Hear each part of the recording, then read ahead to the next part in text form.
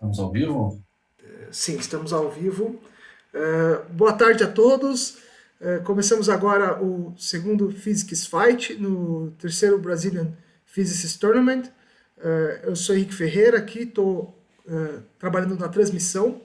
Então, bem-vindos aí a todos os telespectadores, bem-vindas equipes, bem-vindos jurados, outros membros do comitê. Então, aí vamos ter uma tarde bem legal comentando física. Vou passar aqui a palavra para o Ricardo, o nosso chair oficial aqui da competição. E desejo boa sorte aí às equipes, né? Que tenhamos mais um excelente fight. Bem-vindo todos de volta, físicos, cientistas, todos que nos assistem. Começaremos aí mais um debate de física dentro aí do terceiro Brazilian Physics Tournament, lembrando que a competição ocorre em inglês e as equipes da USP e Unicamp competindo novamente neste fight.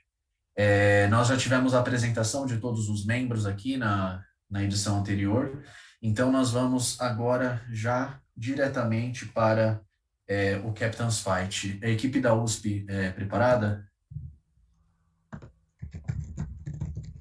Ok. A equipe da Unicamp. Preparados. Preparados também. Maravilha. Então vou começar oficialmente o fight número 2, round número 1. Now we are going to start fight number 2 in the first round. So before the two teams challenge each other, we're going to decide the order of the competition, who is going to challenge who first. For this, we have the second captain's fight that will be presented on your screen.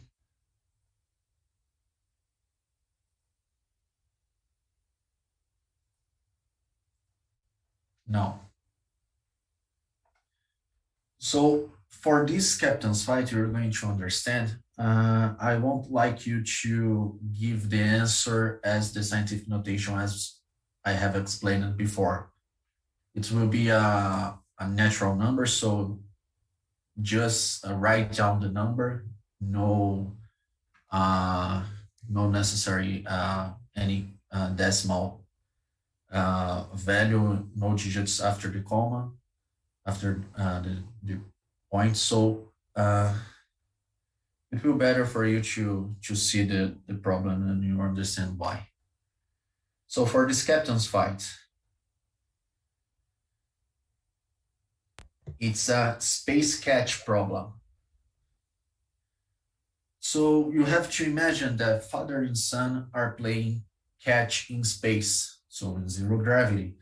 They throw to each other a regular baseball.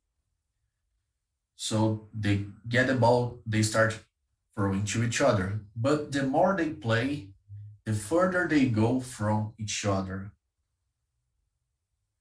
After how many throws, the ball will never reach one of the astronauts again.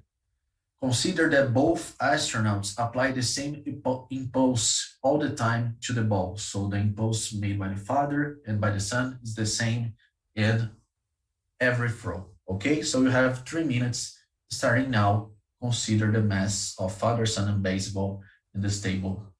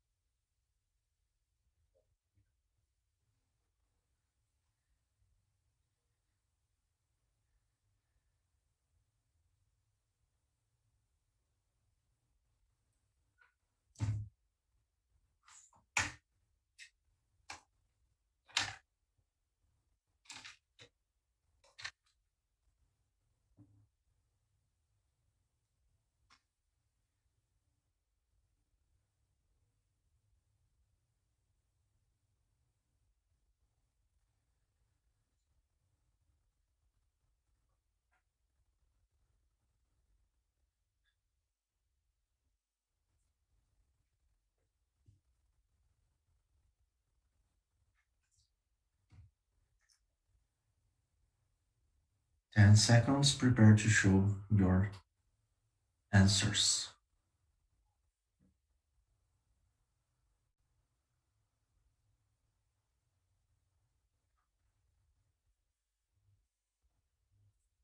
All right, so showing the answers.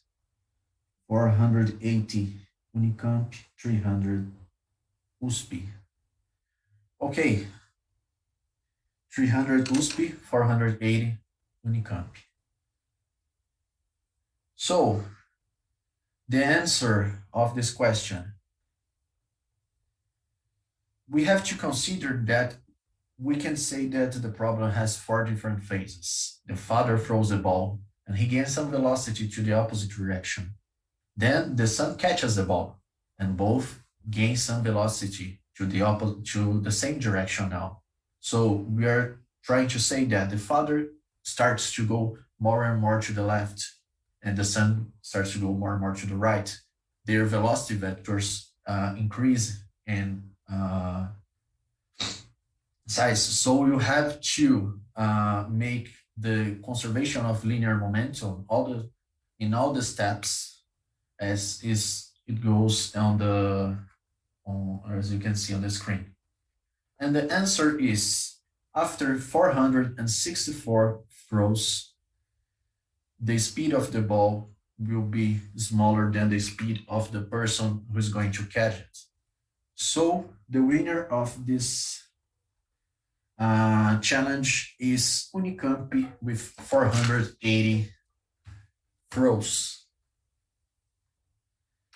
It's an interesting point here that it doesn't matter how much is the momentum provided by father and son.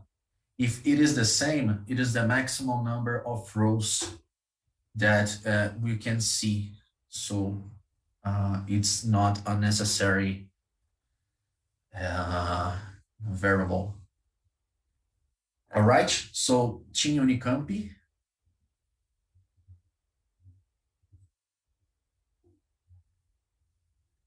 You have to decide if you want to be position A or B, report first or oppose first. We would like to oppose first, so B. Okay, so USP is team A are going to report first, then the reporters will be the UNICAMP team. So considering the problems already presented, we have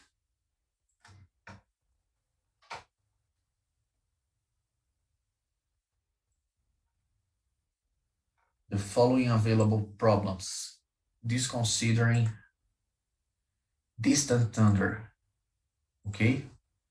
Remember that problem number 13, branch light, is not, it's still available because UNICAMP has opposed.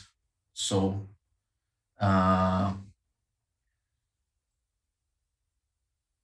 sorry, I'll rephrase it. Problem number 13 is not available as well because it was opposed by the opposing team of this session.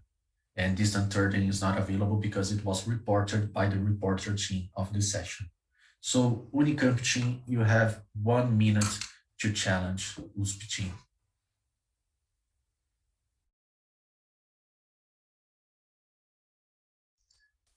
We'd like to challenge USP to present problem number 8, heavy parachute. We accept the challenge. Let's go.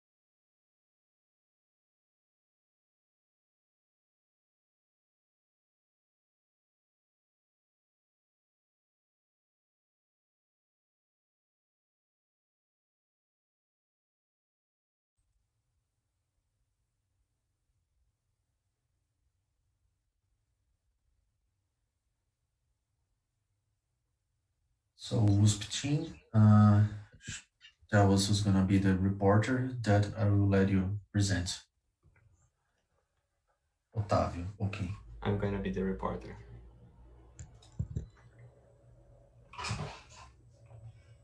Okay, see now if you can share screen, Otávio. 1 minute. Yes, I can.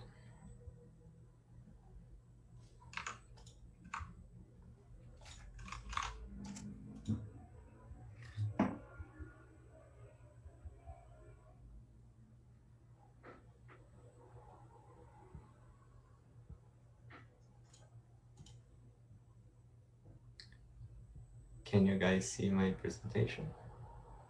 Yes. Okay. I'm ready.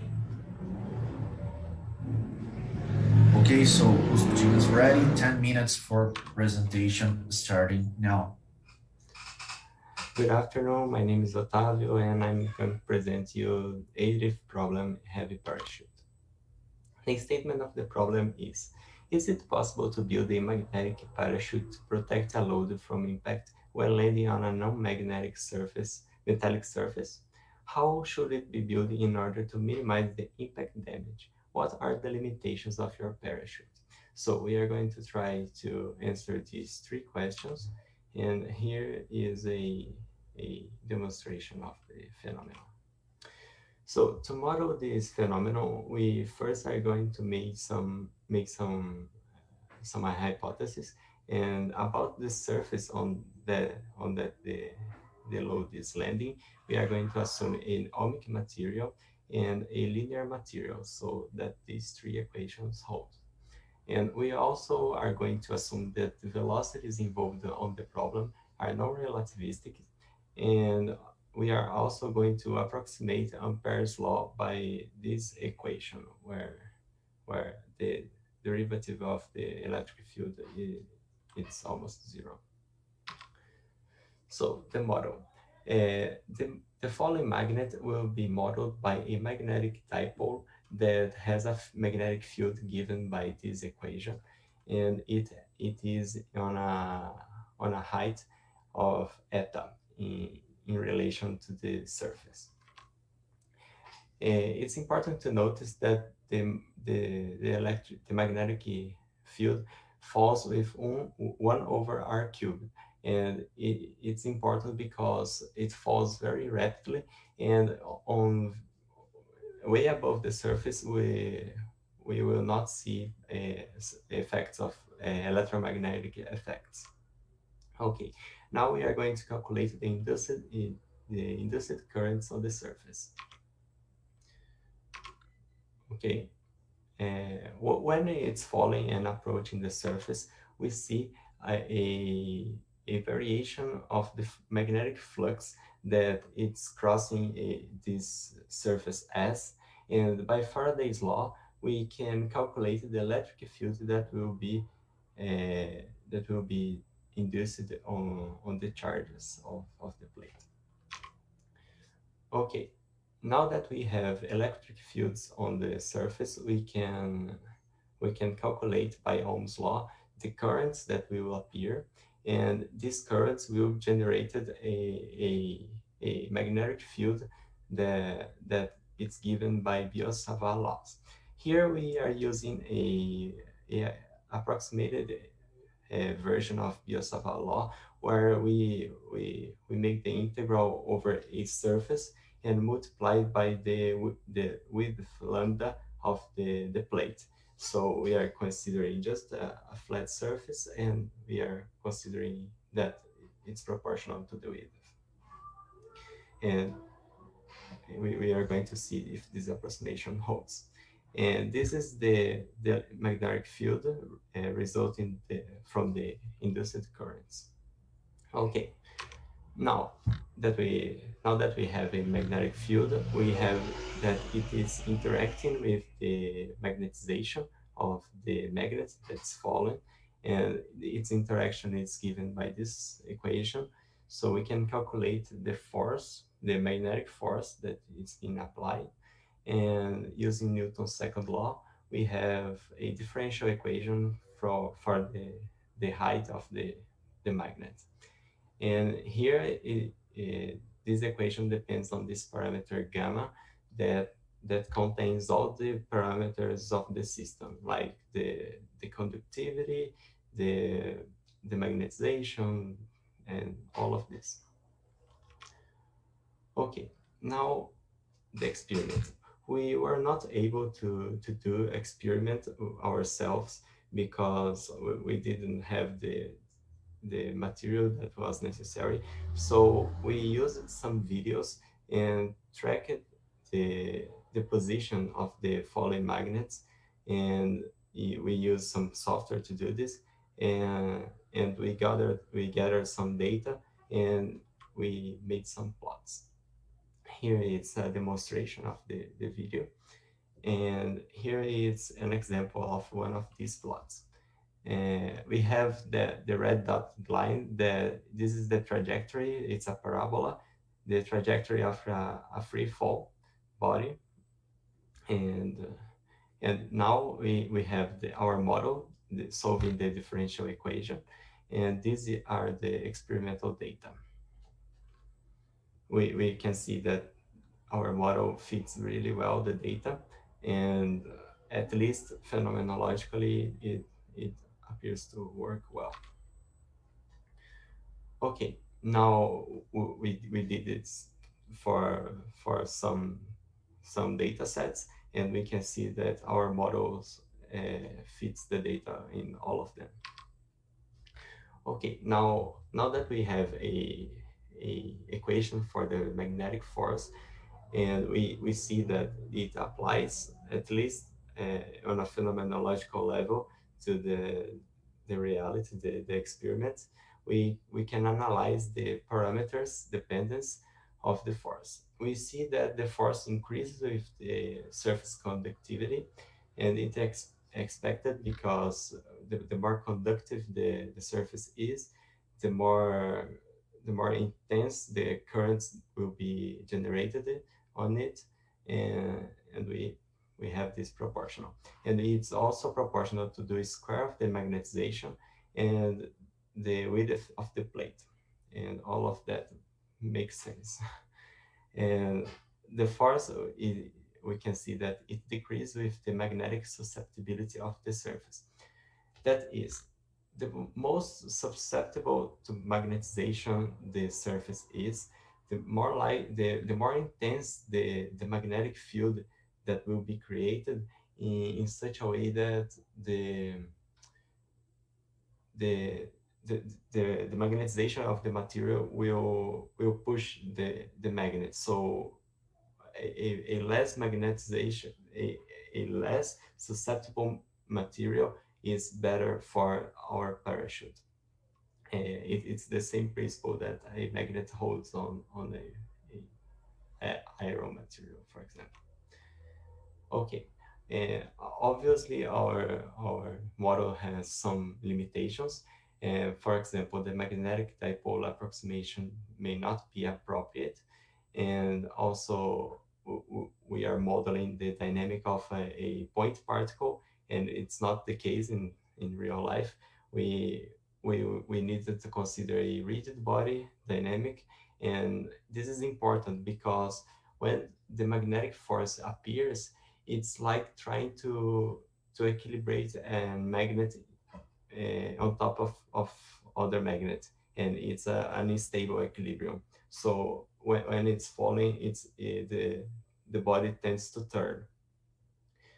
Okay, and also obviously we are considering that the surface is a flat surface and multiplying by the width, that it's not a good approximation, because we needed to consider the decay of the field inside the plate, and we are also considering that it is finite, and it can give rise to edge effects that we are not accounting. Our methodology of analysis, the experimental methodology, are also not ideal because we didn't perform the experiment ourselves. We take the video, and the video didn't have all the information of the problem, so we couldn't compare our value of gamma with the gamma that was fed by the model.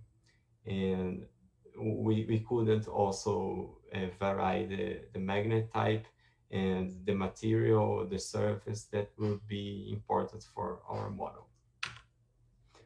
Okay, in conclusion, can we build a magnetic parachute? Yes, we saw that our model shows that when a magnet is falling in a conductive material, a non-magnet material, it will rise forces that will stop its fall, and it can minimize the damage by analyzing this constant gamma, where we can see the dependence on each of the parameters of the system, and we can try to optimize this gamma to minimize the impact as most as we can. And the limitation, as I already said, there are many, and I think this type of parachute would need to have some kind of stability device, because when the magnet falls, it turns a lot, and it may not be a good parachute in this way. And I think that's it, my presentation. Thank you.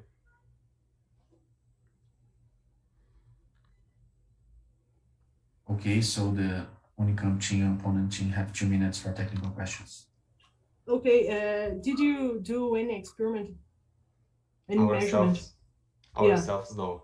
We tried to do some experiment, but we were not able to got some magnets that were strong enough so that the effect was visible. If in your model you consider ideal dipole, right? Yes, right. So here we okay. Nice. What's the lambda? The lambda. What's the definition of your lambda? I didn't get. Oh, okay. In Gauss-Savart law, we would have to integrate over all the surface, the 3D plate, right? But here we integrate only over a layer, a sheet of metal, and multiply by the width of the metal. That the width is lambda, and it's approximation. We did not consider the decay of the field inside the material. Okay. Do you know what's the physical meaning of your gamma? This gamma? The capital gamma. So this is a constant of proportionality of the force. But what I mean, that is like a force, or is a mass, or term of dissipation. Do you have any idea about it? No. Please be stated only to technical questions. Okay. Yeah. Okay. I think that's time. Okay, so now that's opponent's preparation time, 3 minutes. Can I stop share? O que eles fizeram?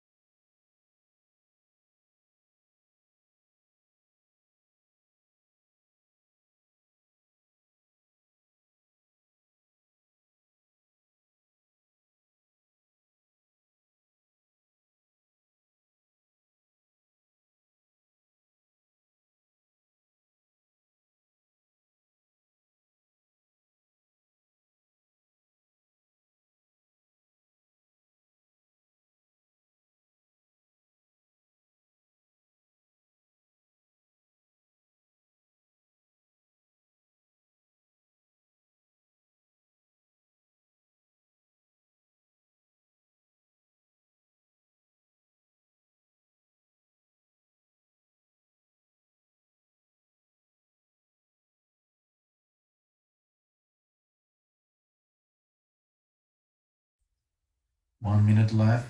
When UNICAMP is ready, please tell who's going to be the opponent.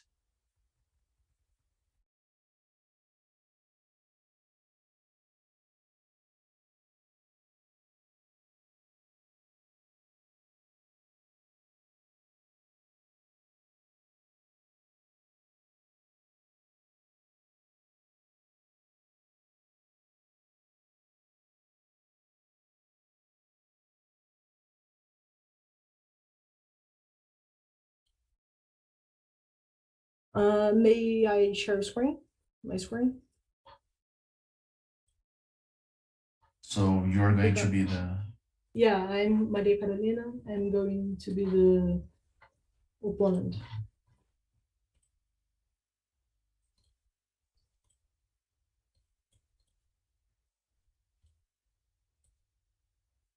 I can't share my screen. Sorry, I'm just... The host disabled the person screen sharing.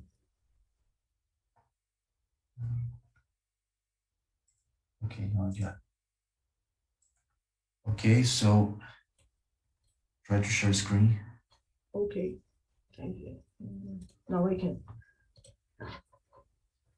Okay, so UNICAMP has 5 minutes presentation starting now. Okay, thank you. Hello, everyone. Good afternoon. My name is Maria Carolina Volpato, and I'm part of the UNICAMP team. And today I'm be the opponent of the problem 8 heavy parachute. So the problem statement as to if it's possible to build a magnetic parachute and landing on a non-magnetic metallic surface, and ask about how to minimize the impact damage and the limitations of the parachute.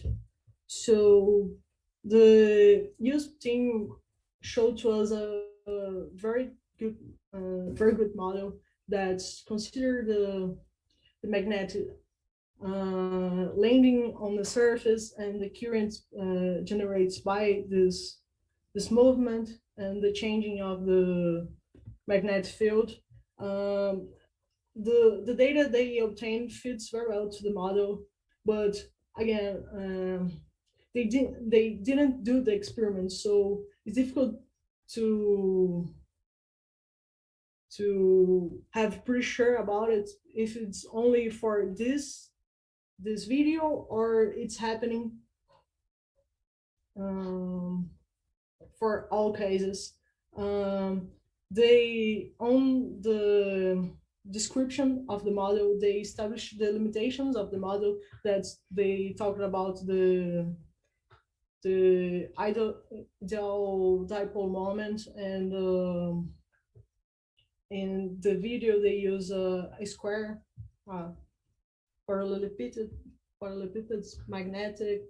About the presentation, they present to us too many equations. Maybe I missed a bit the physics about the problem. Maybe it's better only explain, oh, okay, I'm having magnetic changing of the magnetic field that generates a force in the surface, electromagnetic force in the surface. So I want to propose some things to discuss in the next step. That's how we can optimize this parachute without any setup, any measurements. We can try to vary the parameters. I think we're very nice if they presented this changing of parameters and how can affect the movement of your magnet, of the movement to your parachute. And another thing, that's how good your parachute is, because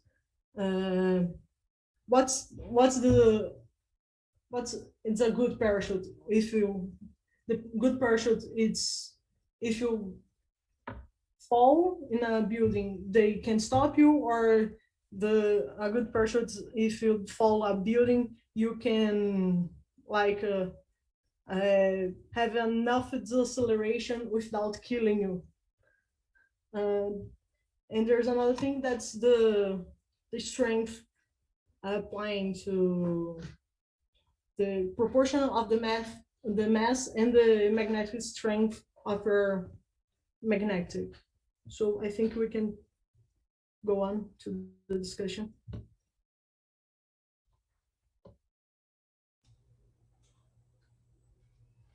Okay, thank you for your observations. Where did you want to start? Okay, first of all, I wanted to discuss your data that you obtained. You obtained from that video. If you want to share your presentation, I don't know. Oh, 1 minute. Sure. I can't. Here. Okay.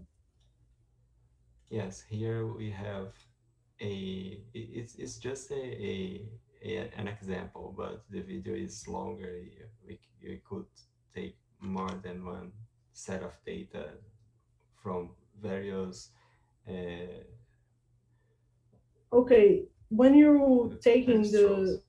your points, you're considering that in your recording you have like parallax, because your camera is not aligned to the plate, or you have some errors of the measurement of the mass of your block. Right. So the mass of the block was given by them. We couldn't check if it's a good measure or not, and about the uncertainties and how we measured, we took the height of the magnet, the width of the magnet as a parameter. We measured it on tracker, and we set this distance as default, and we measured in relation to this distance, and we took the uncertainty as the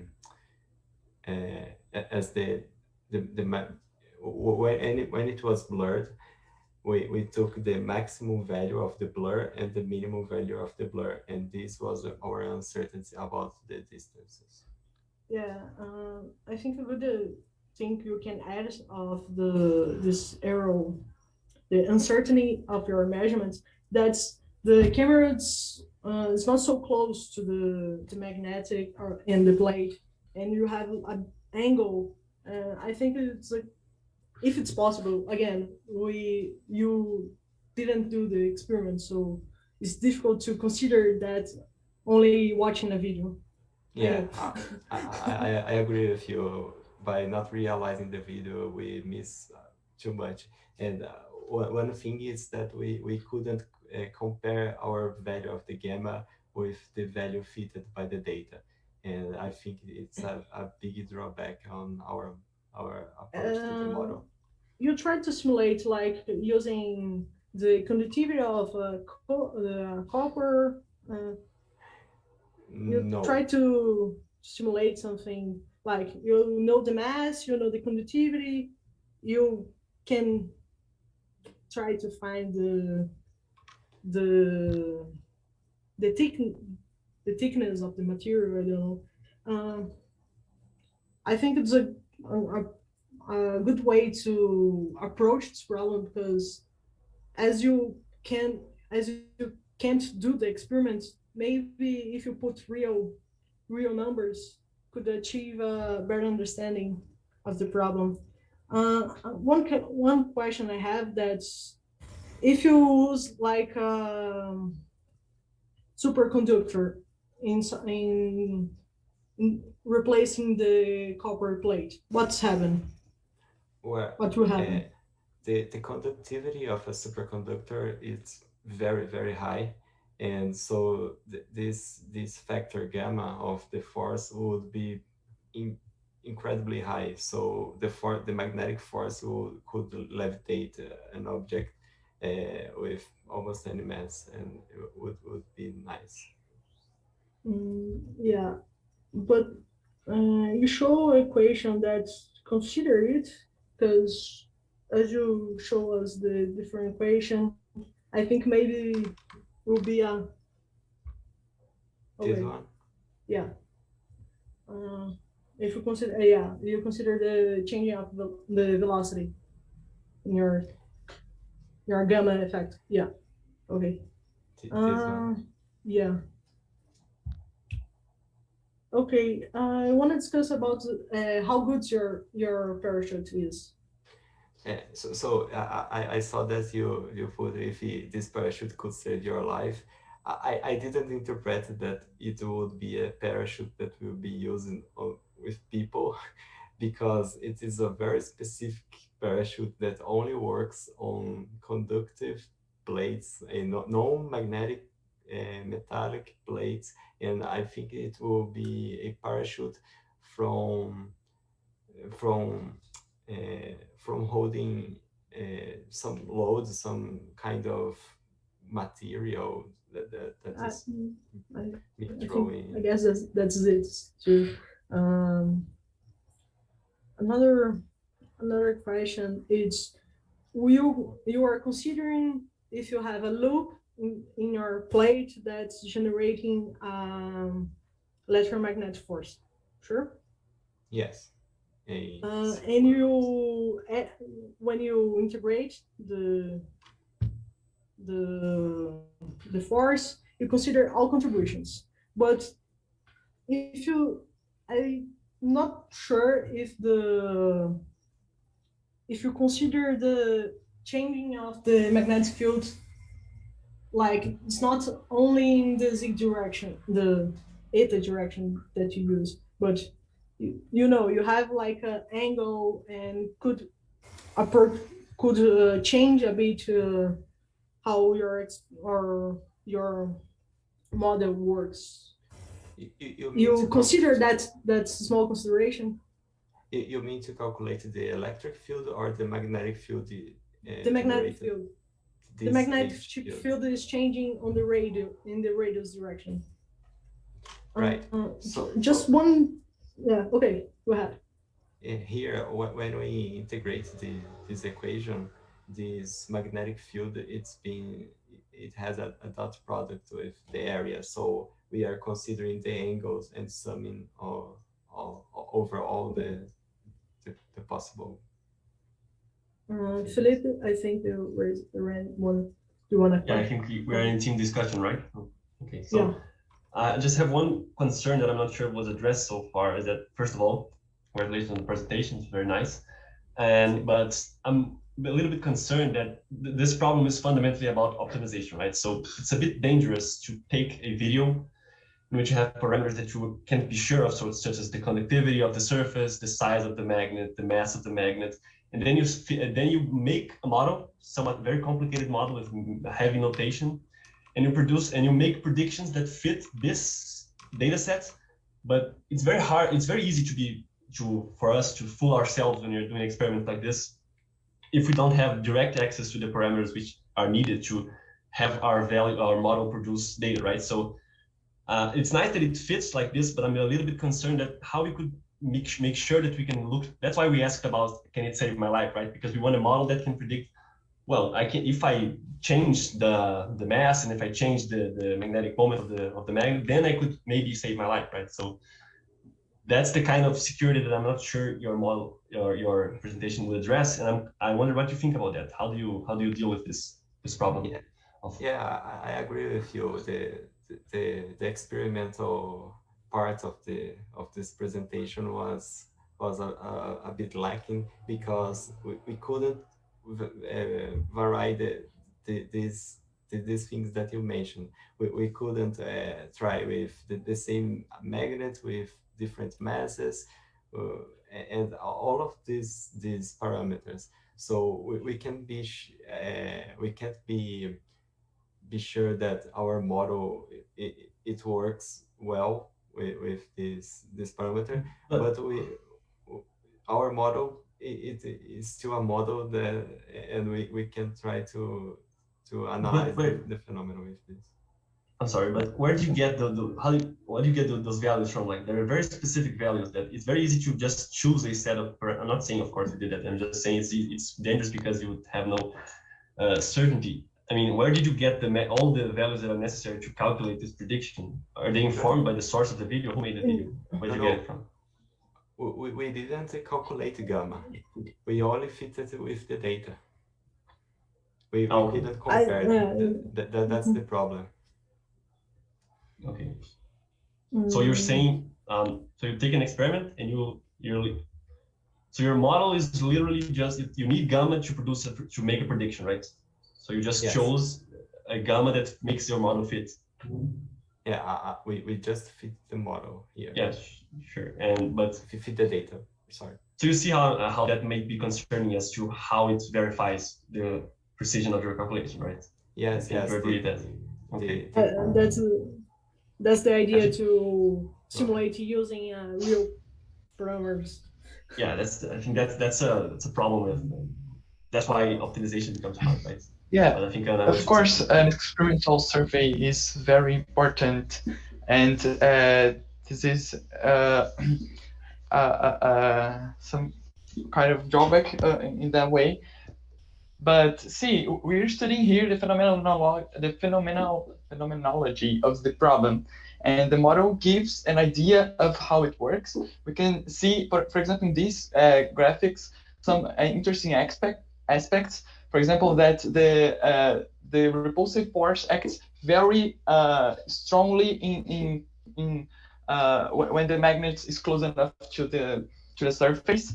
And you can see that the impulse caused by it is also very strongly for this curved part of the blue curve. So in that way, the model reproduces the pattern observed in the experiment. There also were not a lot of experiments, but it is a perspective of ours to perform more experiments varying of gamma parameters. But see, important things there that we can see in this model, for example, are at the limits. For example, when the magnetization is 0, and so on. Okay, I want to give the word to Leonardo, but just to say, I was a little bit misled when I look at the graph, because it gives me the impression, okay, they have completely described the motion, but that's not what really happened, right? Just fits for a choice of parameter. It might not even be. I mean, maybe this gamma requires a insane amount of conductivity, but okay, this is a little bit. That's why I was a little bit concerned. But I think Leonardo can say now. I have another concern. It's about something that the problem statement explicitly mentions, which is the part of minimize the impact damage. I don't know if I missed it in your presentation, but how would you approach this? Yeah, again, we calculate only the force, and we consider the dynamic of a point particle. So the impact damage would be we only consider the force that is being exerted. So the reducing the velocity, we are reducing the damage. That was what we were taking for. And okay, so if I get it right, you said that reducing the velocity. Don't you think that the acceleration here is important too? Yes, it's important. The falling body will be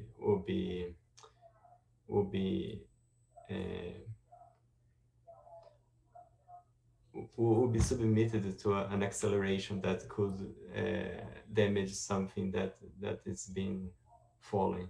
So, but I think that it's a very less brutal the acceleration than it falls directly in the ground. Okay, but you calculate this as acceleration, like it is you have something the like motion equations. Yeah.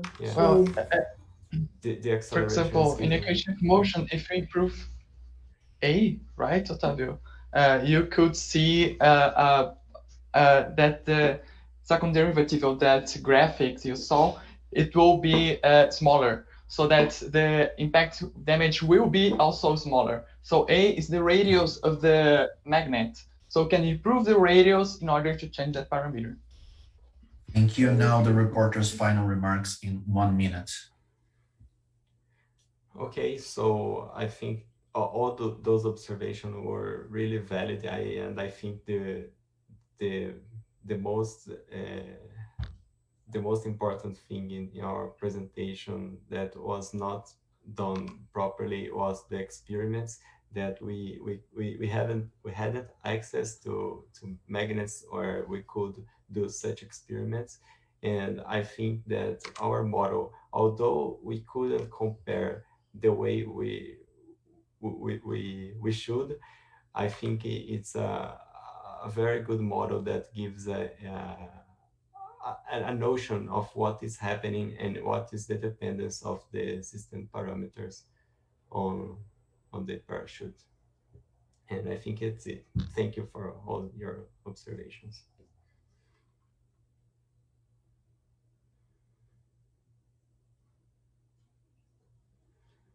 Questions from the jury. Now we get at max 9 minutes. Jury members that want to make some questions for both teams, please raise hands at the Zoom. So, Professor José Cervana, please. Thank you very much. Congratulations for the presentation and the discussion. And I am curious about from both teams, what are their insights on the shape of the magnet, if the shape can be used to minimize the impact damage or stabilize the magnet. So I would like to hear some comments on this direction. Brief comments. Can I start? Go ahead. So the shape of the magnet will obviously change the shape of the magnetic field that is being generated by it. And so we could try to change the shape of the magnet, so to create a magnetic field that, when opposed by the magnetic fields that is being generated by the plate, could create a more stable equilibrium, so that it does not turn or unstabilize the problem. Yeah, I agree, but if you change your format, what's happening, that's you're changing how your magnetic field's changing time. Maybe if you use like a circular one should be better, because as you're considering the cylindrical symmetry, that's the resultant magnetic field, the resultant force, it's just in one direction, you know. So I guess I guess we can try to change it, but I don't know that if we can achieve a better shape. Okay. Professor Marcio. Okay, I have a question for the UNICAMP guys. Okay. So since you are awarded to save your life on a free fall, so we have to scale up the problem, right? So let's assume you have a square, the metal, let's say 1 or 2 meters in area. Of course, you have to think about a magnet that should have, let's say, half of your size. So before considering if you'll be alive or not, should you consider that the heat, once you touch the ground, could burn you or kill you? Yeah. Because in both teams, you did not consider the heat dissipation. That should be huge, even though if the problem is small, as you show in the video. So I think both of you could comment on the thermal dissipation. And just a second question, when you consider the free fall, your model fits the experimental data. And then in the end, you reach a plateau that's 2 centimeters. But apparently the magnet will be flying forever. That's not the case, correct? And by the way, thank you very much. It was a really nice and pedagogical presentation. Thank you. May I start? About the heat, the thermal heat, the heat dissipation, when you looking at a scale of the video, like a few centimeters, will not so important as the, we're not bigger, so important parameter that limits your problem. But again, if you have a lot of current that's going on in your material, you have a lot of dissipation, and as a consequence, thermal dissipation will be higher, and you burn alive, probably if you are falling from a building. Yeah, about the heat, again, we didn't consider it because we didn't think a parachute for people. It's from some materials, something like that. And about the data that you said on the graphic, I agree with you. Maybe we should zoom in the acceleration part of the graphic and try to gather data more precise and try to fit the data so that we can see the effect of the magnet more clearly. Thanks for Right, Professor Claudio Lenz. Okay, well, first, thanks. I found it very interesting. Actually, your theory looks okay. I think it was nice, the equations and so on. I would encourage you to put numbers just based on copper conductivity and things like that. You might be surprised, actually. I just did a back of the envelope calculation. So this is just an encouragement for you to put numbers using, just sizes from the hands and so on. And I have a question for both teams. If I were to build one for people and not kill them, because it's not just heat, it's the very big impact, right? Because the impulse is when you are really near. Which geometry have you thought, because you can think of different geometries where this might work. Any input? So I think first the geometry would be needed to be considered so that the following is not unstable. The magnetic field does not create instability. Yes. So the person can more or less stabilize. I think people who jump, okay. they can stabilize. Let's suppose that's taken care of. Okay. So I'm talking about the metal and the magnet and actually where you put the magnet, where you put the metal, and so on. Okay, I understood your question now. Maybe, I don't know, a large surface area will need to think more about it, I think. And the opponent? The idea of having a different geometry as it's to obtain like a more parallel magnetic field generated by your surface, the response of your magnetic approaches. So if you change a lot the area, it should be a problem because you're limited because your magnets have a mass. If you increase your area, you increase your mass. So should be a problem too. I think that's have any of you considered a tube? Since this is a parachute where you fall in a specific place.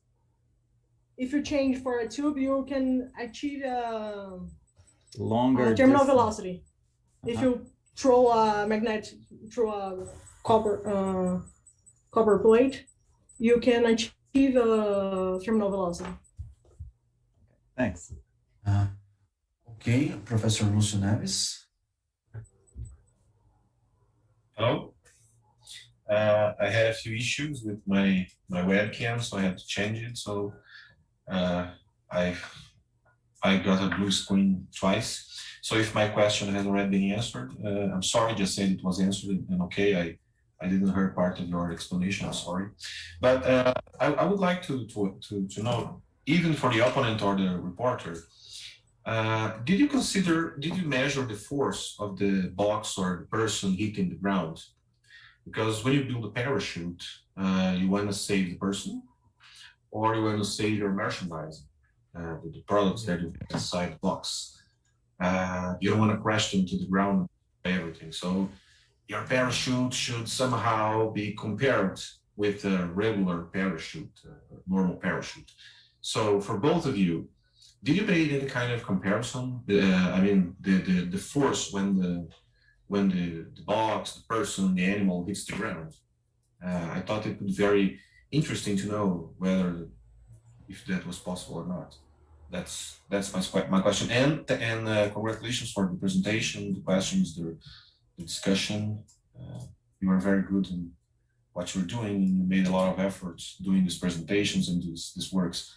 For me, of course, it's very easy to find a problem and make a question regarding that problem. That's why I'm here. I'm sorry. I have to make these questions, but the work is very good. Congratulations. Thank you. So about the force that the people or the thing will be submitted to, we didn't calculate, but I think that even that this force would be really big, I think it's better than just falling directly on the ground. So we didn't calculate to have an estimate, but I think that at least lesser than the direct impact it will would be. May I respond? Sure. Yeah. In fact, I tried to calculate it, but if you're considering for a higher distance, the changing of your acceleration will be important because you have an impact parameter of that you change your acceleration very fast. So if you want to choose, if you want having just a drag parachute, only considering the drag force that's given by a constant times the velocity squared, or your parachute, your magnetic parachute, the impact of using your parachute is so higher. It's higher than the only consider the drag force. So I don't think it's a good idea. Only the drag can decelerate you better than this parachute. But again, it's only valid for a higher distance. If you consider small ones, you should achieve a compensation of that. Okay, thank you very much, Professor Datton. I believe you were the hands raised. Do you want to make a quick question? Yes, I had the question. It was about the forces, the deceleration for the people. I think that they have answer for Professor Lúcio. I'm satisfied.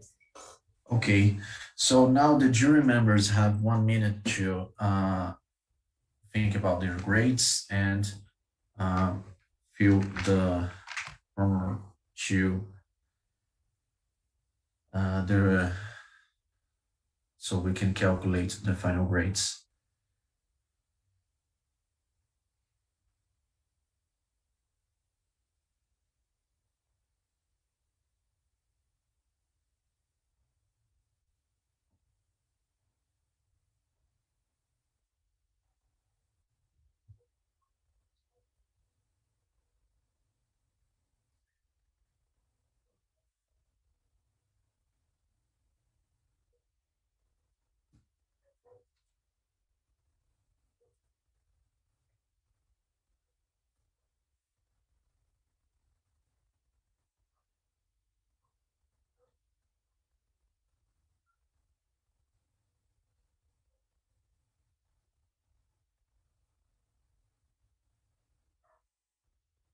Okay, I confirm that I received the grades of all the professors. So, to the reporter team, Professor Claudio, 7, Márcio, 8, Diane, 7, Danton, 8, Serbena, 7, Carol, 8, Ubirajara, 7, Lúcio, 8. For the opponent team, Claudio, 7, Márcio, 7, Daiane, 7, Danton, 8, I'm sorry, Serbena, 8, Carol, 8, Ubirajara, 9, Lúcio, 10. So thank you very much for the presentations. Now, a little bit quicker, let's have remarks from jury members. Please raise your hands if you wanted to say something. Professor Claudio, please. Okay, well, first of all, I know life is much easier being this side than in your side, okay? You guys are, you have to be congratulated. This is very nice, okay? Just a comment.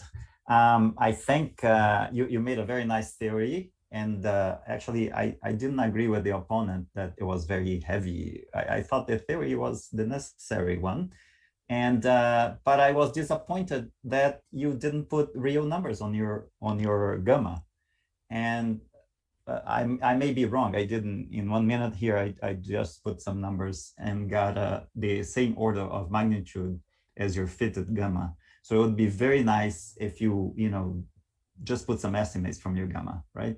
And from the opponent, they got this point very, very directly, right? So this was very nice. And what else? One last thing is maybe I think if you think of a tube geometry, maybe you can have not a big impact and you can dissipate over a long distance, and maybe it's usable. I don't know. It's something to consider. I haven't done the calculations. Congratulations. Thanks. Thank you, Professor. Professor Ubirajara. I did enjoy it very much also. You guys did a very good job. But the thing that was feeling and came in a lot of questions were, it is possible to build a parachute like that for a person to drop off a plane. Like, I think you guys should, both groups didn't get a specific answer. I don't know if there is, but you guys should try it. If with Claudio advice to put numbers and see one person's is this heavy, what should I do to stop a person from free fall? Bira, just one question. You should try just in the calculations, right? Please. Well, yeah. Well, no, I mean, I was like, if I have the money, could I build a parachute like that? I don't know, but that's the question that you guys should try to answer. I think everybody was kind of, is it possible or not? But it was very nice what you guys did. Thank you very much. Thank you, Professor. Professor Lúcio. Oh, again, you did a very nice job, but I guess that the report group make the life of the opponent group very easy, because you didn't compare you gave a huge question for them. Can it be used as a parachute? Compare the result with a real parachute and things like that. So it was a big question that was blinking in your presentation, unfortunately, but all the other job you did very well. It was very nice. You did a hell of a good job. Congratulations. But I wish I could see, is there a possibility of using this as a parachute? If a person hits the ground, the concussion in the brain would be possible or not. And I think you have all the mathematics, all the physics to solve this question. Just about changing them for numbers. But yeah, as I said, it's very easy to pinpoint a mistake and saying it here. It's much easier than making the whole job, and you did a very good job. Congratulations. Thank you very much, Professor. So congratulations to both teams. That's the end of the round one of the second physics fight.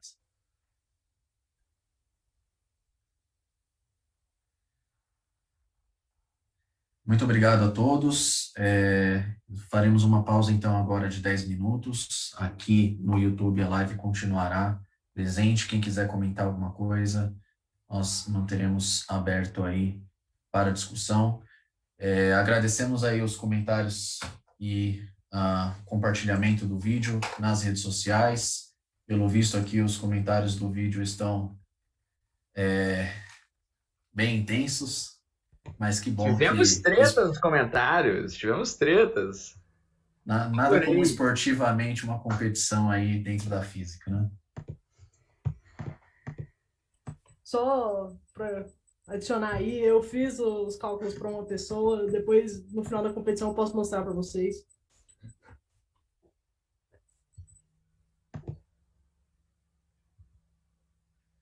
Legal. E o que o professor considerou aí, que vocês tanto comentaram aí, isso é uma coisa possível? Pode desenvolver uma tecnologia a respeito disso algum dia? É extremamente... É isso que eu queria perguntar para... Então, assim, impossível? Sem soltar nada, eu não sei se esse problema volta ou não volta pelas regras, mas é possível ou não? Se você considerar apenas uma placa, diria que não, para uma pessoa. Você conseguiria fazer para, sei lá, jogar equipamentos, jogar comida, que você não tem a variação de aceleração não vai afetar a sua vida. Vai no máximo rasgar o saco. Ou quebrar seu computador, mas é possível, mas eu diria que usar um paraquedas comum é muito melhor, mais fácil. Legal. Eu queria fazer uma pergunta para vocês. A minha área de atuação é o lançamento de foguetes, né? Então, esse princípio físico poderia ser usado, fazendo uma pergunta, poderia ser usado para o lançamento de cargas orbitais, por exemplo, uma espécie de um canhão magnético? Vocês acham que isso seria viável um dia, no lugar de usar os foguetes convencionais? Usar o contrário do que é o problema, né? Não para recuperar, mas sim para lançar alguma coisa para o espaço, para a atmosfera. O que vocês acham? Pelo que a gente escutou do problema, pareceu que ele é ótimo como um mecanismo de freamento, mas não um mecanismo para fazer um primeiro impulso. Porque você já precisa de uma velocidade inicial para que ele seja acionado, né? Então, acho que que ele depende da sua velocidade. Ele é tão melhor quanto maior for a sua velocidade. Bem, é aberto para todo mundo, Ricardo? Então, acho que ele serviria melhor como freamento. Inclusive, ele é utilizado como freamento. Claro, Ricardo. Por exemplo, daqueles cabos de bungee jump, né? E coisas assim. Uma outra coisa que eu queria dizer é que esse sistema, ele funciona como freamento tanto se ele estiver se aproximando como estiver saindo. Então, se você decidir puxar um ímã de uma superfície metálica, você também vai sentir resistência, porque você também está fazendo uma variação do fluxo magnético. Isso. E vai ser o contrário. O que eu ia comentar é que tem um experimento interessante, no laboratório de demonstrações lá da física que é claro, nesse problema não tem como lançar porque ele está usando basicamente dissipação, né? Então você só meio que perde energia. Mas tem um problema interessante parecido com esse, que eles usam uma espécie de guia, né? Um tubo de guia e uma arruela. E aí o que você faz é fazer uma rápida variação da corrente, se eu não me engano, no ímã, e essa arruela é lançada metros para cima, assim, quase que instantaneamente. Então, não com os mesmos princípios, mas dá para fazer umas brincadeiras legais assim com eletromagnetismo e lançar coisas. E aí eu queria comentar também da ideia do cilindro com o ímã caindo dentro. Isso já foi um problema, não sei se do IPT ou do IYPT, mas chamava freio magnético, né? Porque aí né, ele estava propondo outra coisa, que era justamente esse estudo da velocidade terminal de um ímã caindo dentro de um tubo condutor. Isso. Foi do YPT. Eu fui jurado desse problema. Em 2014, por aí. Eu não sou tão velho. Mas o princípio do canhão eletromagnético é essencialmente isso aí invertido, né? E é possível sim, Danton. Você deve conhecer, né, isso aí. Uhum.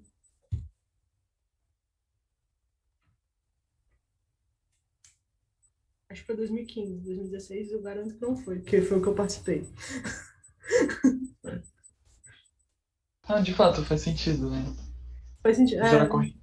Agora, um comentário que eu acho interessante, eu cheguei a discutir esse problema com o Lauro, é que a ideia do dipolo é interessante porque se você consegue integrar, né? Então, as perguntas de forma, eu estava aqui me corroendo por dentro, porque basicamente você pode tentar integrar no formato os seus dipolos magnéticos e ver o que acontece com o campo, o efeito global, né? Mas enfim.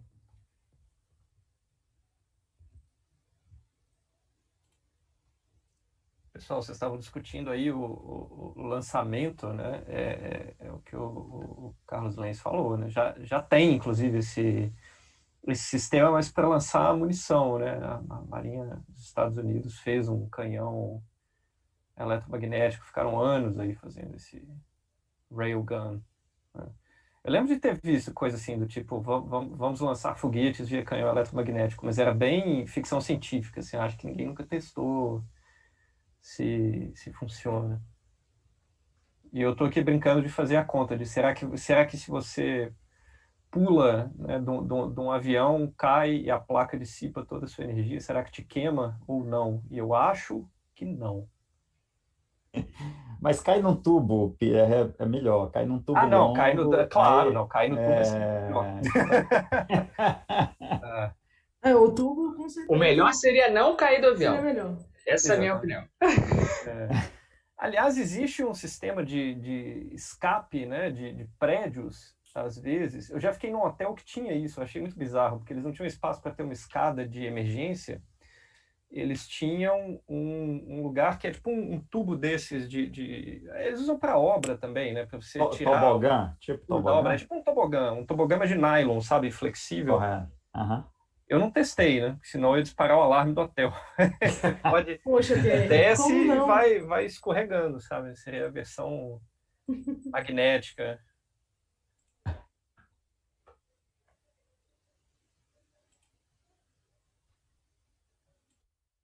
Eu acho que o Iraque chegou a fazer esses canhões também, sabe? Numa época aí, há muito tempo atrás aí.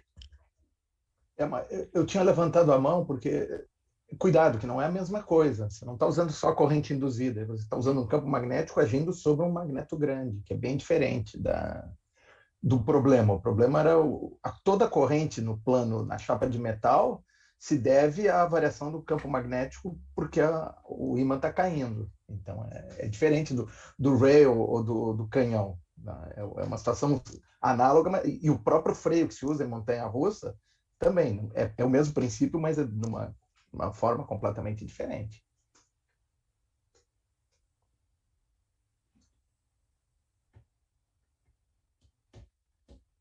O professor Antônio aqui comenta que o experimento o enunciado não necessariamente fala para envolver, né, pessoas, até porque isso não seria a intenção, mas sim diminuir o impacto aí, pode ser de uma carga, como comentado.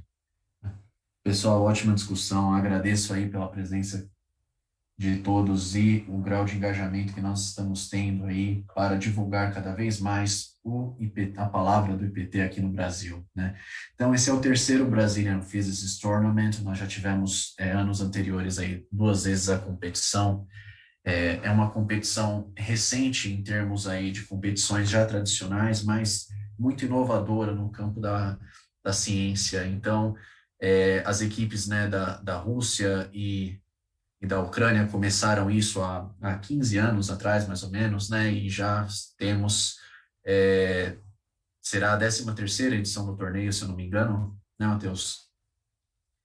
E cada vez mais nós queremos aí o engajamento das equipes brasileiras para competir nos anos seguintes. Então, esse ano será em julho, via modalidade remota, né?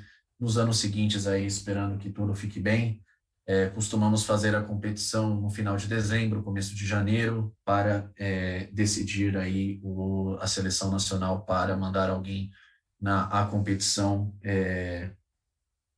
que aconteceria esse ano em Varsóvia, né? Porém, precisamos de mais equipes, precisamos de mais universidades envolvidas, então vocês aí assistindo, caso estejam dentro de uma universidade, dentro de uma faculdade, independente do curso, montem suas equipes, conversem com professores, temos professores de diferentes universidades presentes aqui hoje também, convidamos a todos aí a nos desafiar e fazer parte também do BPT, que acontecerá ano que vem. Temos dados aqui os nossos 10 minutos de tempo aí de intervalo para algumas questões técnicas. Estamos todos presentes, nós podemos continuar, vamos verificar aqui.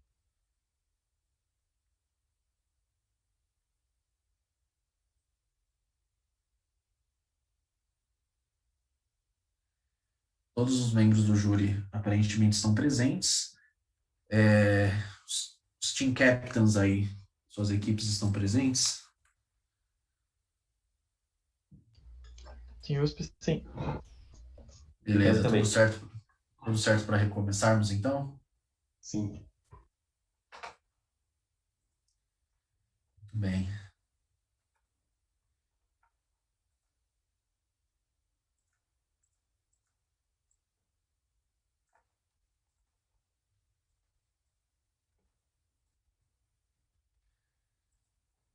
Okay. So to the second round or the second fight of the Brazilian Physicists Tournament, we're going to have USP as the opponent team challenging UNICAMP as the reporter team. So the problem presented this fight already was problem number 8, heavy parachute. Descent thunder was already reported by the opponent team, so it's also unavailable.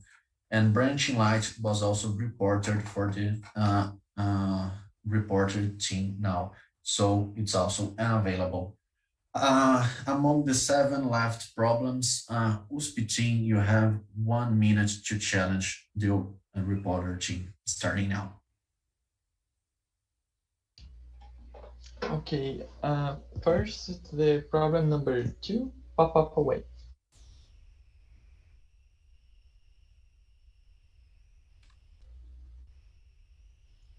That's a tactical rejection.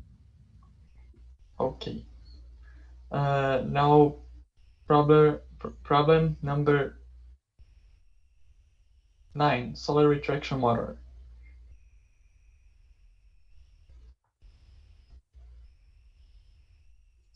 That's a permanent rejection. Okay. Now problem number 10, rolling pasta.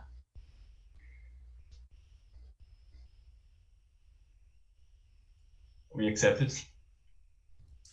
Okay, accepted. Okay. Problem number 10, rolling pasta. The reporter team have 5 minutes to preparation starting now. When you're ready, please tell who's gonna be the reporter.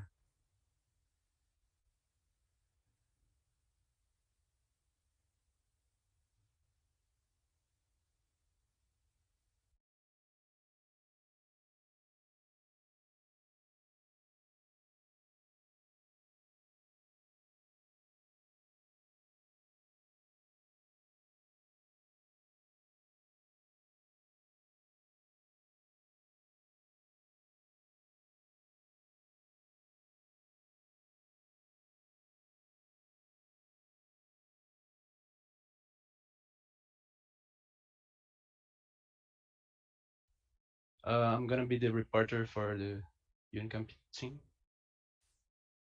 Anderson Volta, and we are ready to start. May I share my screen?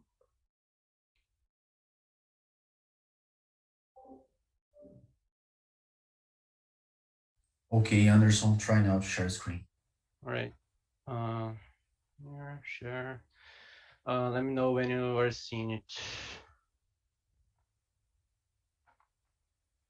Okay, it's already visual. Okay.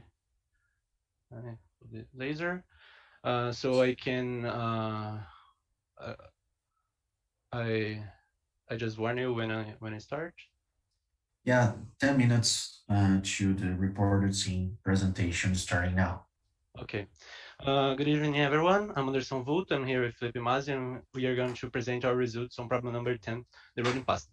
So the problem statement is when a spaghetti is rehydrated on a wet cloth, the noodles gradually acquire a curvature that persists when they are taken out to dry, and they will start moving with some velocity. So we are asked to investigate the noodle movement and its shape dynamics, and see if the phenomenon is common for is present for other common shapes of pasta, such as linguine, bucatini, or lasagna. So to start, how is pasta made? We have the durum wet. It passed through a milling and purification process, and that gives us the semolina dough. This dough contains 12% of protein and 70% of carbohydrates approximately. It passes through a water mixing at 40 degrees, and it comes out to a vacuum chamber and extrusion process, drying the water from 31% to 12%, and then you have the edible pasta. So the main features here are the proteins and carbohydrates. For the proteins, we have gliadin and glutenin chains that contributes with the dough extensibility and the dough elasticity. And those two together combines into the gluten. And the gluten gives the pasta viscoelastic properties. And that's it. So the main carbohydrates we use here is the starch, and here we have a picture of starch granules as in a cross section embedded into a protein matrix. The starch, when the starch is in contact with the cold waters, the granule swells 10 to 20%, and the swelling occurs in a two-stage process. Radial expansion, as in this picture right here, and then it's followed by tangential expansion, resulting some granules, as in this form. So here is the time lapse of the phenomena. It's like 6-hour time lapse, 1 frame per minute. And as you can see, there's a lot of movement and bending and a lot of things that we can study looking out for this. And so we are going to do. That's what we are going to do. So the main physical mechanism that is occurring here is an uneven swelling of the pasta, and it's the main source of the displacement, because the net displacement is going to be perpendicular to the interface, and the bending points are in the direction of the lowest expansion rate, of course. So you expect the pasta to bend in the tip. So let's see what happens with the lasagna. When we place a wet cloth in the left side and a dry surface in the right side, you will have a diffusion is low enough that it creates two interfaces. One that has a higher expansion rate and a lower expansion rate above it. So the displacement points are in the expected direction. And as we can see in the experiment, as the time passes, it bends upwards. So what about the spaghetti? The starch swelling in cold water should lead to upward bending, of course, as I told before. So here we see the cross section with the starch granules, and here's the wet cloth surface, and then we can create an approximate interface for the pasta, for the spaghetti, and divide it into two: an A region that is dry spaghetti with a lower expansion rate, and a B region that's wet spaghetti with a higher expansion rate. And so as the physical mechanism predicts, it bends in the tip, and we can show it in this picture right here, in this GIF right here. So it's bent upwards. Okay, so also you can see in the same GIF that the diameter expands, the diameter increases and the pasta expands. So we can trace a profile that tells us that in the low region of the spaghetti, it increases more than the top region of the spaghetti. So really, that's an evidence that you can separate into two interfaces. So for doing this experiment, we use a magnifying glass setup with a focal distance of 5 centimeters, and we place a cell phone right right into it.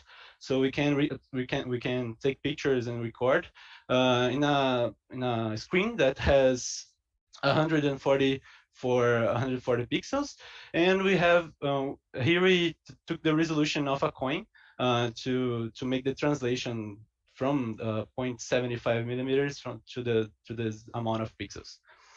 So the diameter increasing.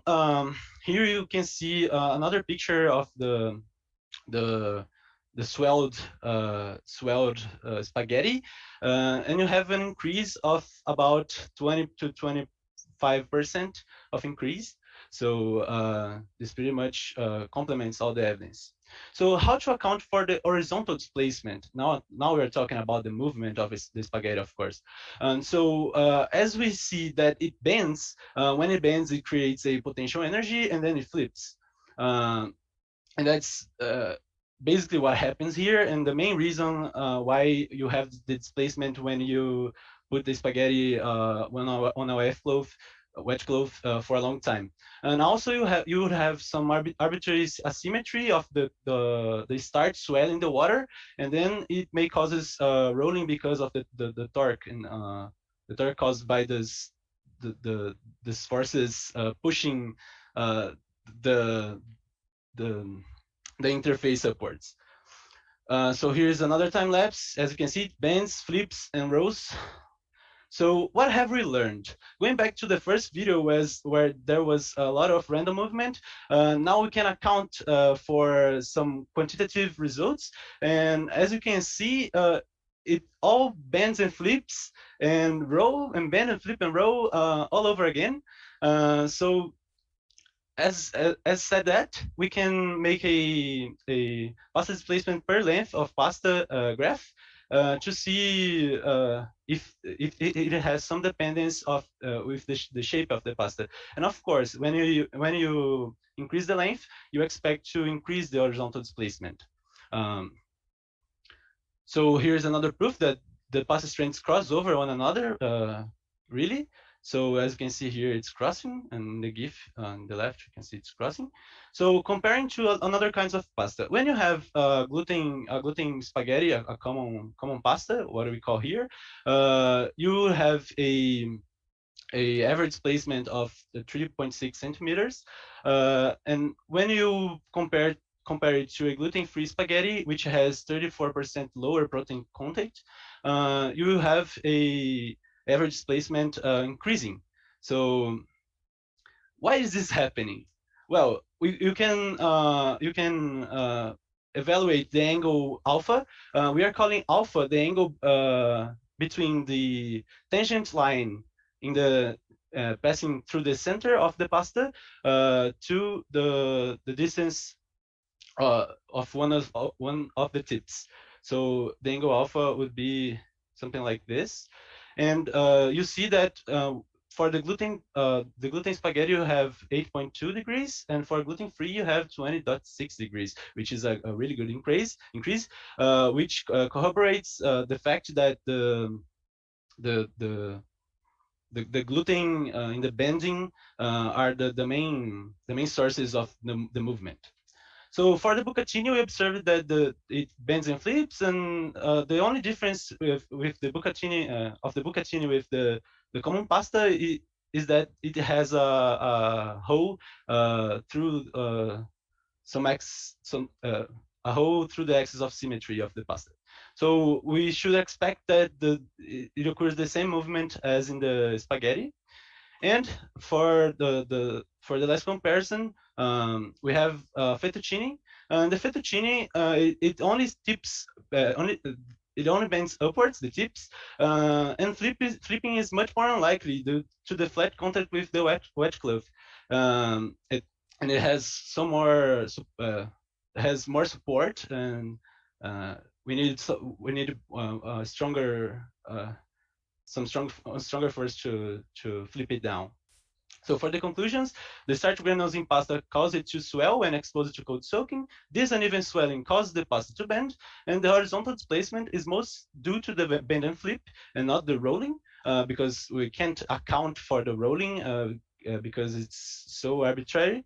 And we tested for different types of pasta, changing the phenomena. And we see for the gluten-free spaghetti, it changes the displacement as it changes the bending.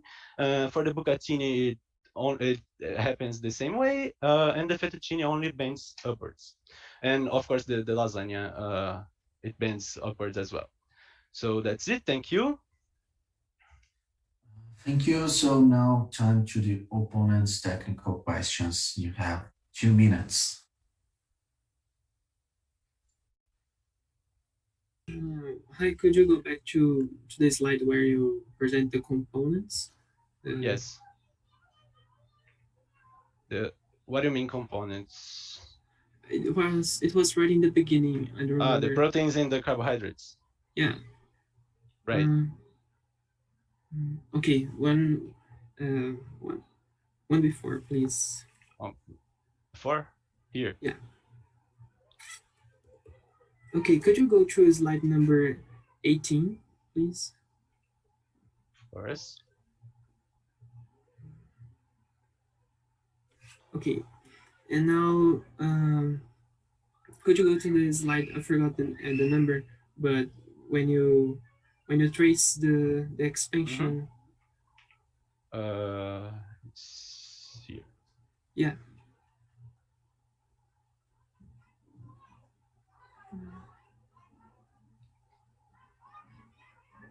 Okay, so are these instances like the ones you use to start measuring the expansion? Sorry? Yes. So yes. Okay. I didn't hear the question, sorry. But Felipe already answered. Okay, that's great. Thank you. That's it. That's all. Okay.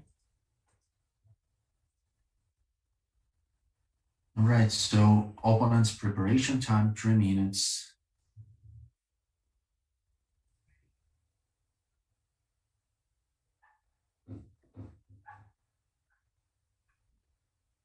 And say to us who's gonna be the opponent so we can release the screen share.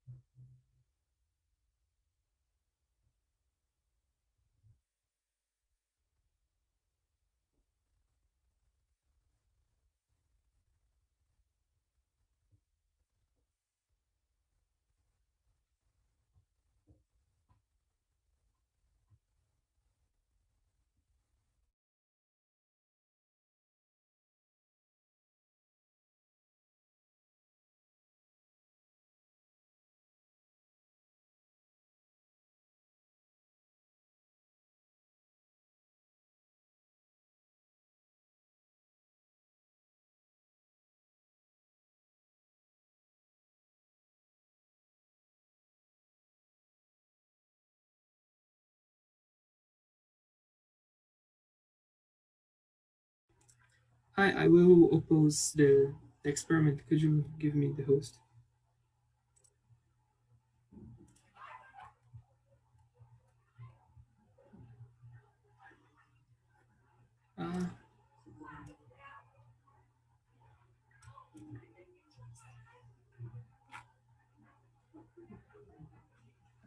Okay,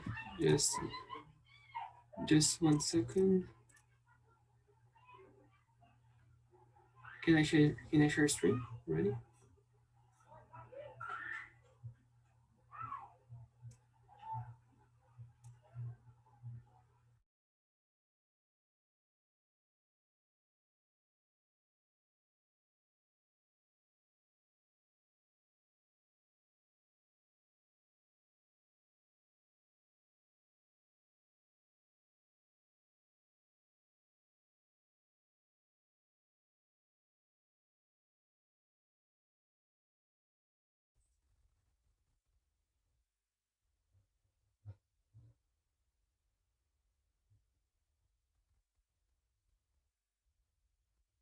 All right, Bruno, so could you share the screen? Can you see? Okay, yes, we can. Okay. Hello, my name is Bruno, and I'm going to be opposing problem number 10, rolling pasta. And the statement of the problem was, when the spaghetti is hydrated on a wet cloth, the noodles gradually acquire a curvature that persists even when they are taken out of dry, and they will start moving with some velocity. Investigate the noodle movement and its shape dynamics to the phenomenon present. Is the phenomenon present for other common shapes of pasta, such as linguine, bucatini, and lasagna? And they did all these two proposals very well. And about some other aspects, some positive aspects, they presented a contextualization of pasta composition, which was pretty interesting.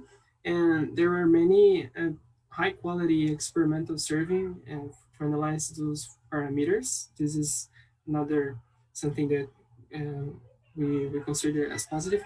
And we could get a visual intuition through these experimental survey from the physical phenomena that was happening.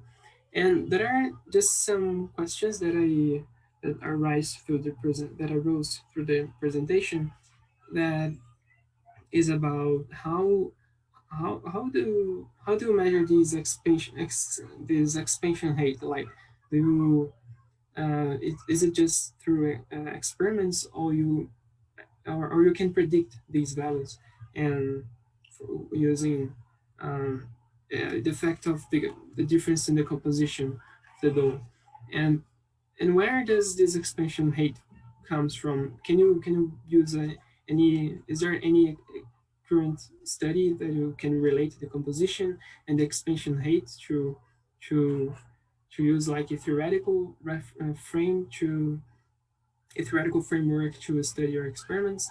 And there's something in particular in slide 8 that I didn't understand why only the y value of the dough changes and the x stays the same. Maybe it's just some typo, but just to clarify this. And in the origin, there is, you commented that there is an asymmetry. There's an arbitrary asymmetry in the spaghetti and in the spaghetti. And why is this asymmetry, since the spaghetti has the same composition? And why is it arbitrary, since you divided the spaghetti in two parts, the dry one and the wet one? Like, why does it need to be arbitrary? And can you make predictions of this of the motion, because you measured the motion? But can you find an expression to like different compositions and just to maybe improve the model? Is there any length dependence, like the in the picture where you show the time lapse? There are several lengths of the spaghetti, and is there a length dependence on it? Like a longer one will deflect a lot more. And why does there is something very important in the statement that says clearly that this effect persists even after you hit right. So or you go back to the original stage. So why does the curvature persist? I think it wasn't answered in the presentation. And yeah, these are my main points. And another point to improve is to use different recipes of pasta, like a homemade one would a homemade one give you a different result? Or what other material would have this same property besides the dough? Or like, is there any other plastic thing you can, or analogous effect with different materials to achieve this hydration effect? And I think that's it. Right, can we start the discussion? I think so. So to first, could you clarify that just a little issue about the y and x distances? Of course. Well, I needed to show you the slides, but okay. Maybe you don't even need to. I think you're talking about the one where you show the dilation of the cross section, right? Yes, it's this one, Yeah. slide 18, right? It's just from the time lapse which we are looking at, which is 50 minutes. We just need to. There's no x displacement, so the path, which is by the way one of the points of our model. So the path is just lifting up a little bit, and it's swelling in its lower parts. So you are right in saying that there's no x change in the x-axis. So the overall area increases of the. If you trace the area, it increases. Okay, but why is there this difference in the expansion in y and x direction? I didn't get the idea. Okay. So this is a more theoretical food chemistry question. Okay. The main point is that the starch soaks water, and it's a property of these carbon chains, or organic carbon chains, present on all food. So when you have some things like starch, it soaks and traps the water. So you would have a swelled surface when in contact with the water. So as you are putting water slowly, because it is transferred by a wet, like a wet cloth, you're not putting into water. This is why you have this expansion really controlled, let's say. Okay, right? I got the idea. Yeah. So I would like to answer about the length dependence. I showed the slide where I get the displacement of the different pasta on the time lapse and put on a graph that shows the dependence of the length. So it's on the slide. I think it's 22. Yes, the slide 22 says for us that the displacement increases as the length increases. So, but the main point here is that this is for the same material, like. And okay, so and how would it change for a different material, like the proteins? Okay, so consider differently. The displacement has to do with the bending. So the bending has to do with the gluten composition. So if you have more gluten, you have a lot more elastic forces, let's say, and you have less bending. So that's it. When you have a material that is much more likely to bend, you have pretty much a larger displacement on the plane. Okay, that's pretty clarifying. Thank you. And about the arbitrary asymmetry issue, because I think I remember that you divided. You used a model where the pasta was divided in a wet and a dry one. So where does this asymmetry come from? Yes, I would like to answer that with some analogy that come up when we are doing this problem. That is the electrothermal actuator analogy. That when you have a material of higher expansion rate above another with a lower expansion rate, it bends, basically. And the effect of the asymmetry has to do with the disposition of the gluten molecule, the starch molecules all over the spaghetti. You can guarantee the starch molecules are placed in lines, let's say.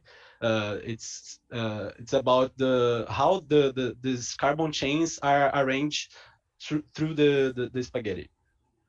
Can I add something? Just another thing. One of the surprising aspects of the solution is precisely that rolling pasta, its displacement is mostly not due to rolling; it's mostly due to bending and flipping, right? And what we mean by arbitrary asymmetry is that what you get if you just place pasta on a cloth, 99% of the time you just see it bends upwards. Once it flips over, then an arbitrary asymmetry may appear and cause it to roll. That's why we mentioned this. But in general, this makes a very small contribution to the overall displacement, and that's why gluten-free pasta, for instance, goes a much longer distance than common pasta, because it can bend more, because its gluten matrix, well, it doesn't have gluten, right? Its protein matrix is less rigid, and so it can flip longer distances, and it can overall displacement is higher. So that's the arbitrary asymmetry, is the exposition of new points of contact to water once a flip occurs.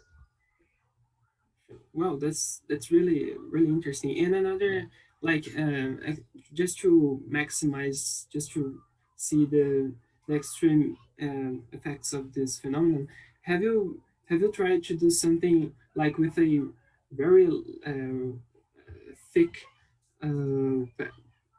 spaghetti and see how this effect change? Like, because with thin ones, this is pretty clear to me. But if you take a huge dough and try to replicate this, would it be consistent with the small scale analysis? Well, you can compare the linguine and the lasagna, for example. They have the same flat shape over the cloth, but the lasagna is obviously heavier than the linguine, and it bends a lot more consistently upwards. All the lasagna bends upwards, whereas the linguine just bend the tips. But I don't know. Like we didn't test with a thicker one than the lasagna, but my guess is that it just would change the forces in the carbon chains, right? So you'd have to have more soaking, to have more external expansion rate. Sorry. Yeah, it's true. And also, if it's too heavy, right? The fact that the bucatini, for instance, doesn't change a lot means that diffusion of water inside the pasta is low. So if you have two large pastas, so you have a massive cylinder, then you just get a little bit of swelling on underneath, but probably not enough to cause a difference, which will lead to a significant curvature and therefore little displacement. Yeah, and that's a problem with the penny as well, because it has a huge hole. Yeah, I thank you for clarifying. And just the last point is, why does the curvature persist if you go back to the original situation? Well, I don't. Yeah, go ahead. Okay, so as I explained it before, the starch is a carbon chain that traps water, and so it cannot. It's not elastic. It's not like you. It's not a rubber material, right? It's a carbon chain that changes the shape as you add water, as when you add water, and so. You could extend this effect to the fact that the water breaks some carbon chains, and that causes the material to stay right it is, because it don't has a way to get back to the original form because you broke the chains. Oh. Okay, if you, and another curiosity, have you tried to vary the temperature and see the ambient temperature and see if the effect was going to change a lot? No, we haven't tried to do this in a controlled way, but I have done in a heat temperature, like in a more sunny day and a more rainy day, and so the air humidity changes a lot, and that changes the evaporation of the water in the cloth, right? So if you have more evaporation of the cloth, you would have less water soaking into the pasta, and the soak is a lot slower as well. So changing the temperature affects the whole surface you are working on. So that's not a good parameter to vary to observe what's happening, because you would just waste time, more time observing the pasta bending, because it would bend a lot slower. Okay. Remember, guys, that we are in the open team discussion. All right. Okay, I have a question. First, thank you both for the reporter for the presentation, and also for the opponent for his opinion. And well, I'd like to ask for the reporter specifically. Well, I was wondering if you could, using your methodology, do predictions, a next step. So, for example, I'll give you a situation. You performed experiments with that kind of pasta, which is like a half cylinder, right? So how will be the dynamics of it and the final shape after those 6 hours, if you would put that not turning up but down? It's kind of impossible to bend it down.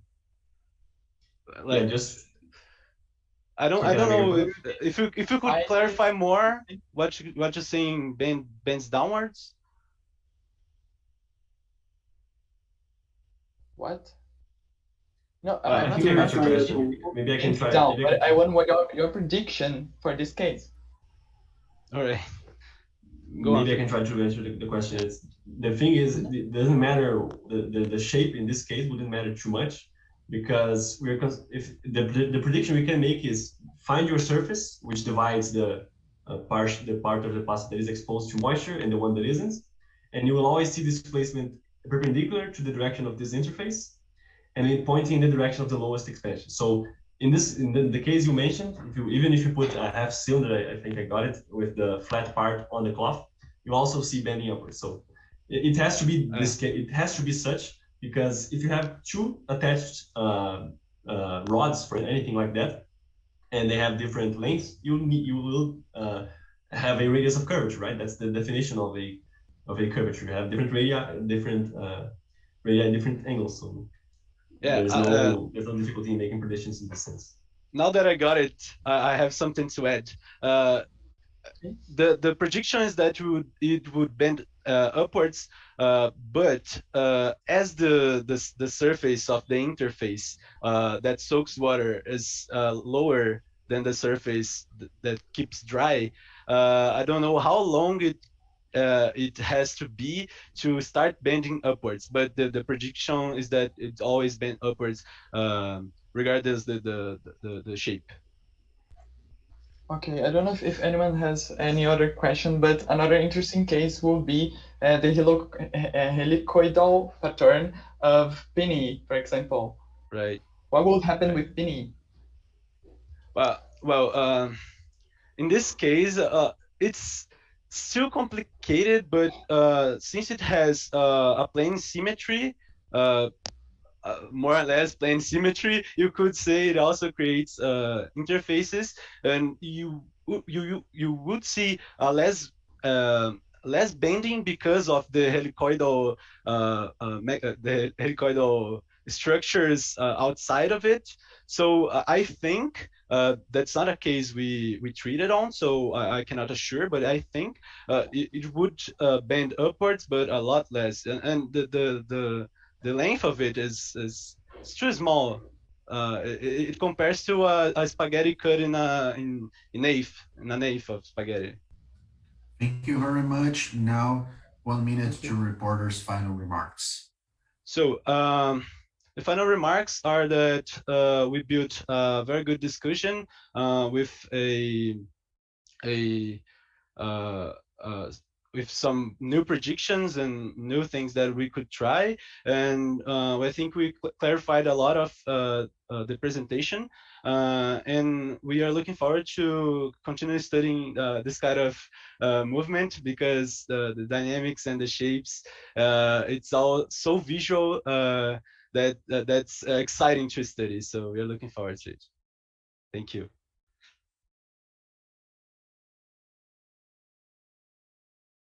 Okay, now questions from the jury members. Professor Ubirajara.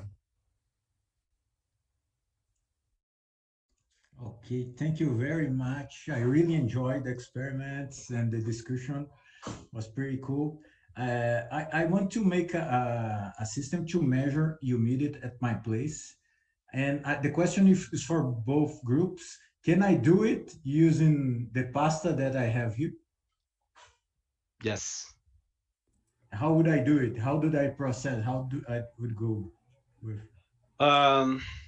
So you have to have a surface that let's say keeps the water can like I don't know the word, but like you just have to have a wet surface, right? So and let the surface to wet, and then put the pasta there, and you can test it. Yeah, and just if you're talking about environment humidity, maybe if you put a pasta in a room which is very humid, there will be less evaporation if it's closer to saturation of water in the air, and maybe your pasta would bend more than it would in a dry environment, right? Yeah. So that's a very coarse measurement, but it is a measurement. It can identify the extremes. Yeah, Okay. I mean, you can't measure the humidity from the bending of the pasta, because you'd have to have so much more information about the coefficients that of the pasta for the bending. But I think it's possible to have a raw measurement. And maybe it will last. It will take a long time, so you need to be patient to make the time lapse and the differences between the time with one pasta to the other. So measuring just the length of the pasta, I could have a measurement of the humidity of my kitchen. It's two questions. Sorry, but what I was thinking is measuring the length would be a measurement of the humidity or no? Measuring the length, the changing length. Yeah. Yeah, maybe if you consider the effect that depending on the humidity in the room, right, in the air. So that will depend on the interaction between the cloth and the air, how they change the amount of evaporation that you see. It's probably proportional, but it definitely be very hard to measure because the diffusion obviously depends on the gradient of concentration of water. But it takes a lot of patience to measure. It takes about 6 hours to do one experiment for running pasta. So. Wearing a lot the clothes. Maybe if you put several lengths of the pasta with different humidities, then you can compare the length of your pasta and try to predict the humidity of your kitchen. That would be pretty fun to do. Yeah, I think so. Thank you. Okay, Professor José Cervena. Thank you. Congratulations for the presentation and the discussions. It was really visual, this one. Can I ask the reporter to share slide 21? Can I ask this? Of course, has to. All right, so now I can share. All right, slide 21. Okay, thank you. It seems that the smaller pasta, it doesn't bend and roll. And in your next slide, you presented a almost linear dependence between the displacement, horizontal displacement, and pasta length. But it seems that there's a critical value that of the length of the pasta, yes, that it will not bend and roll. So I think you missed this point during the presentation, the discussion, and I would like that you comment if you analyze this before or not. Okay, so the main point, because I didn't put I didn't plot this point of the this smaller pasta here is because it has no displacement besides the higher pastas dragging the small pastas with them. So I mean the displacement is not measurable because it barely moves, right? But you see that it bends and it flips, but the movement of it has to do with the angle of the bending. And so if this angle is I think that this angle is not if this angle is not open enough, you can't produce movement, actual movement, because the potential energy will be so small that you just bend and flip and stops the motion. So there is a critical length then. Yes, I agree. A smaller. Okay. Yes.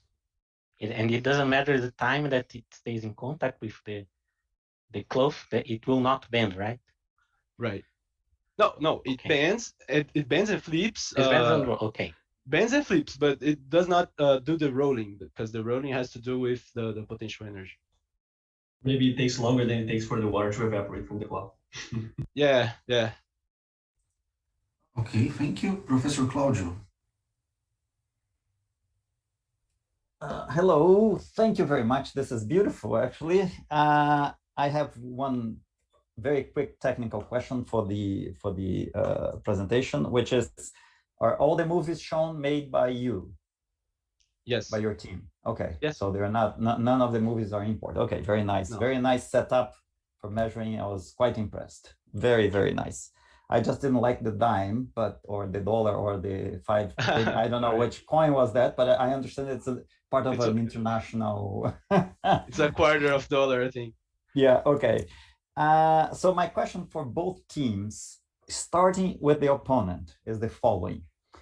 It's for me to better understand this, and the opponents barely touch on this issue, which is, it seems like the limiting factor for your speed, for your velocity, is the water absorption, right? So you gotta absorb water into the pasta in one side, and you gotta keep the other side dry, more or less dry. So my question is, what would you expect? And I start with the opponent. If I could keep, for instance, with a sponge right on top of the water, so I could keep the humidity in the sponge always very high, right? And then change the temperature, okay, without affecting much the, let's say I can avoid building too much humidity on top. My question is, what would you expect if I increase the temperature or lower the temperature for the speed of the pasta? Well, I tend to think that if you increase the temperature of the pasta, the evaporation will also increase, and then the speed tends to go up as well. But I agree. But I think that there is a critical value for there's a critical lower value for the temperature to begin this motion, the speed. So I don't think it's a linear relation or something like that. I think there is a critical value, but in general, if you increase the temperature, the evaporation will do us the same, and then the velocity will increase. That's what I think. So, sorry, I missed. If I increase the temperature, the velocity will increase or decrease? Sorry. Will increase the average displacement. Do you mind if I? Okay. No, you can answer. There's something very interesting about pasta, which is not much of a physics point, but it's much more of a food science point, which is that humidity and temperature play a very similar role in changing the viscoelastic properties of pasta. This has been shown in the literature before. There's a very good symmetry. So increasing the moisture in the pasta is similar to increasing its temperature by a certain factor. And there's a way this has been measured, this comparison, right? So for this reason, if you increase the temperature too much, it's as if you're moistening the entire pasta. The effect is similar to that. So you're losing your difference across the interface, and I think you'll see less displacement due to that. Okay, but that's in a limit. If I do just tiny changes, yeah, from the point that you got it working quite well. That's my question. If you do tiny change, say 2 degrees more, 2 degrees less, would you for this case, when you have a tiny higher temperature, let's say like that, you have the soaking being cut because of the evaporation of the water. So you have a you have a stop of swelling, and that leads you to a spaghetti rolling less and less and less, even more when you increase the temperature a little. As you lower the temperature, you are allowing that the soaking occurs, but in the same way, I think you would expect the same effect in a way that the soaking will be also stopped somehow. Because the water would not have, let's say, reasons to pass to this wet surface to the pasta. So it would decrease as well for both cases, I think. Okay, thank you very much. Professor Lucio, do you have a quick question? Yes, very quick. Hello, guys. Congratulations for both groups. I don't know if I got lost in the discussion, so if I did, I'm sorry. But did you try, the question is valid for both of you, did you try to make any type of, to do same type of relationship between these quantities you measured? Did you try anything like, I don't know, the flips and flops and the velocity, or the size of the increase in the diameter and the velocity, whatever, or with time? And if you don't, why you didn't? That's the question. Thank you. So yes, thank you for the question. We did. The relation is between the gluten material inside. I'm sorry, the starch material inside the pasta with its bending. So if it has a high quantity of starch, you would soak more water, and you have a lot more bending. And so that is one factor. The other factor is the gluten. The gluten keeps the pasta from bending more because of the forces that the molecules cause in the spaghetti. So if you have less gluten or less let's say viscoelastic properties in general, you would have more bending as well. So these are the factors that affects the bending, and of course will affect the displacement of the pasta. Okay, but you have no mathematical relationship, let's say. No. That was the question was related. Because it's because the to build a model, I don't know, because the distribution of the components of the spaghetti are not you cannot quantify. You can only approximate the quantities. So I don't know if it's good to build a relation based on that. We could build a relation between the angle and the displacement. We almost did that in terms of in that plot we showed. But to build between the moisture transfer and the angle, that's much more difficult thing to do because of the complexity of the structure of the pasta chemistry in terms of chemistry. And all right, guys. I'm sorry, Professor. Okay. Thank you very much for the questions. I please ask us to go further. So the jury members decided grades in 1 minute.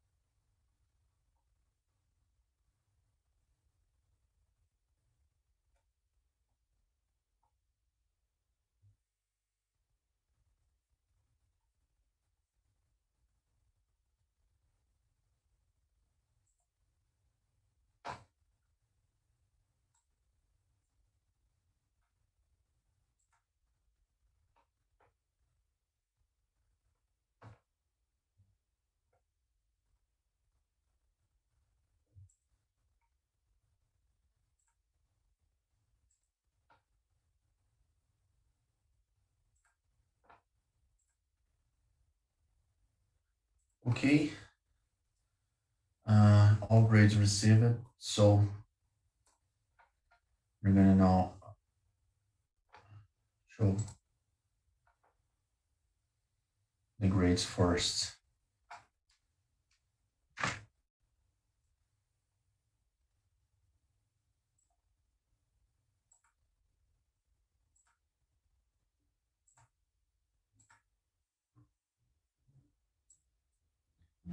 So, to the reporter team, Professora Carol, 9, Cláudio, 9, Professora Daiane, 10, Professor Danton, 9, Professor José, 9, Lúcio, 8, Márcio, 9, Ubirajara, 9. For the opponent team, Professora Carol, 9, Cláudio, 7, Daiane, 8, Danton, 7, José, 9, Lúcio, 9, Márcio, 8, Ubirajara, 9. Now we've got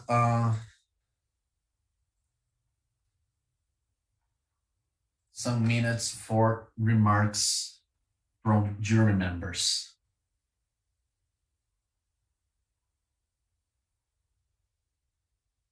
Professor Cláudio. Well, first of all, congratulations, guys. This has been a lot of fun and very nice work both teams are doing. It's really impressive.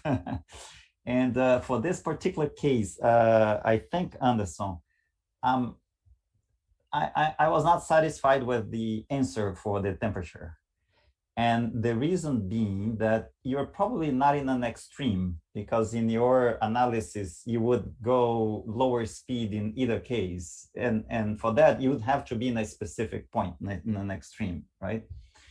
Right. When you do a small temperature difference, what I would expect, and I might be wrong, trying to keep the same atmospheric conditions for humidity. So trying, say, to keep the bottom surface always wet. So if you have a sponge on top of a water that you don't touch the water, but you're always wet 100%, and trying to keep the humidity low above, but you somehow get some temperature on the pasta. So you have some lamp or something. And for small differences, I think I would expect that the water diffusion would increase with temperature, and maybe that would speed up. I might be wrong. It's an interesting question. I know it takes a long time to do the experiment, but it would be very nice if you could try to do this in an oven or make a small change or different days, 2 degrees up, 2 degrees down, or 5 degrees up, 5 degrees down. It would be very interesting to know the answer. But congratulations to you. Very, very, very nice. And I do agree with Sabina that there's got to be a critical length, because at one point your distance is about the same as your radius, and you'd never have the thing falling over, right? I mean, so there's definitely have to be a critical length for this movement to occur. Congratulations, this is really nice. Thank you. Professor José. Okay, thank you. Thank you very much. Yeah, and I would suggest for both teams to include maybe this discussion in their presentations of their problems, thinking which team will go to the international competition. Maybe it's a point to address. Okay, so that's just a suggestion. Congratulations for the both presentation and discussion. Okay. Thank you. Any jury members to comment?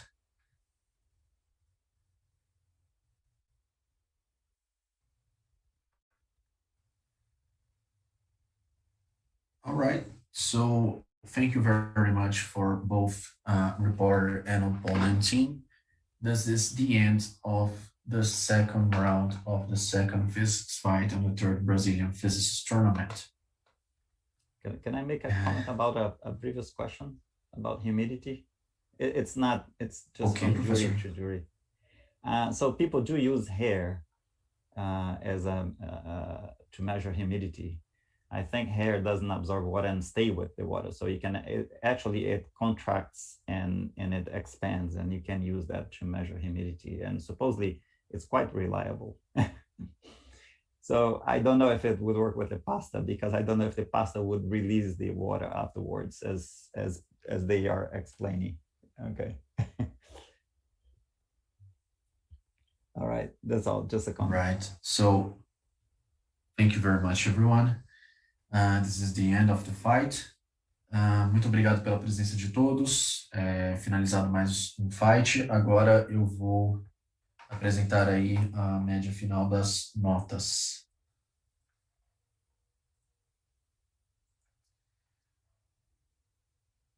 O time da USP com 40 pontos, o time da Unicamp com 43 pontos, ganhando aí o percentual de vitória desse segundo fight, no total de 45,15 pontos.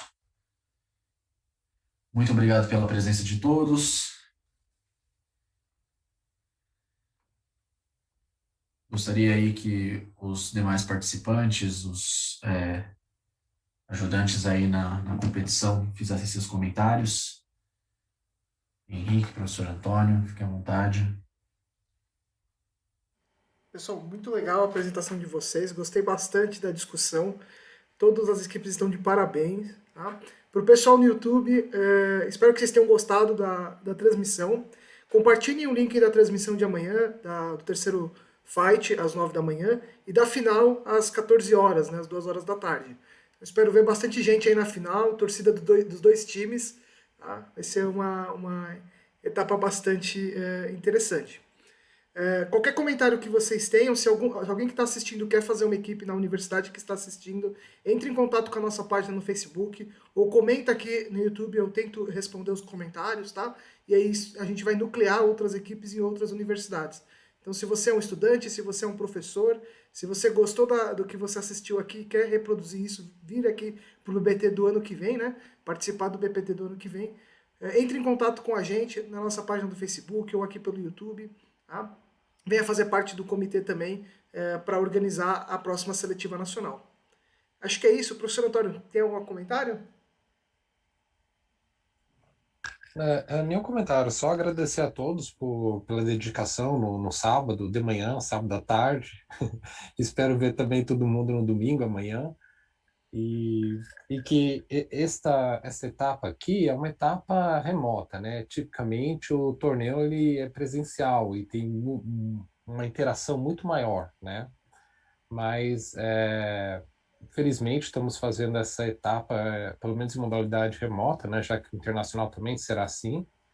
E desejo a todos boa sorte amanhã também para as duas equipes. E só, até. Então, muito obrigado pela presença de todos. Agradecemos aí a vocês que nos assistiram no YouTube. Lembrando que amanhã, terceiro fight, 9 horas da manhã. E a grande final, domingo, 2 horas da tarde. Mesmas equipes competindo, né? Lembrando que a final aí tem peso 2 na competição. Então, tudo pode mudar aí. Tudo pode acontecer. Teremos um turning point ou não. Veremos apenas amanhã. Obrigado pela competição. Estamos percebendo que as pontuações estão bem acirradas, né? Não é tão característico assim da competição em todo momento que a competição esteja em alto nível. Mas muito obrigado mais uma vez pela participação de todos, aos membros do júri, por terem dado aí seu tempo, conhecimento, professoras e professores que estão participando conosco. E, mais uma vez, apelo aí para divulgarem a palavra do IPT em suas universidades, quem sabe montarem seus times e trazerem cada vez mais membros aí para essa grande família que estamos montando. Obrigado, pessoal. Até amanhã. Parabéns para as equipes aí, hein? Muito bom, gente. Obrigado, pessoal. Muito Valeu, bom. pessoal. Obrigado pelas discussões. Obrigado, gente. Dessa eu fiquei com fome, mano. Uma amiga minha da Suíça me escreveu agora, disse que vai comer macarrão de maneira diferente agora, viu? Depois só viu. Antes de comer macarrão, ela vai verificar a umidade, né? É, exatamente. É uma pergunta importante, né? O macarrão não foi Só macarrão desperdiçado depois, né? Só macarrão Olha, com molho agora. É isso. Já estava úmido, só faltava colocar o molho. exatamente. Tchau, gente. Até amanhã. Tchau, gente. Tchau, pessoal. Até amanhã. Obrigado, Tchau, pessoal tchau. da Unicamp. Obrigado a todos os jurados também. Tchau, tchau. Até mais. Um abraço. Obrigado, pessoal. Até Até mais. amanhã. Até. Pessoal, tendo alguma coisa a falar, tendo algum comentário a fazer, falem conosco, tá bom? Pessoal do YouTube, tchau, até amanhã. Vamos acabar a transmissão aqui.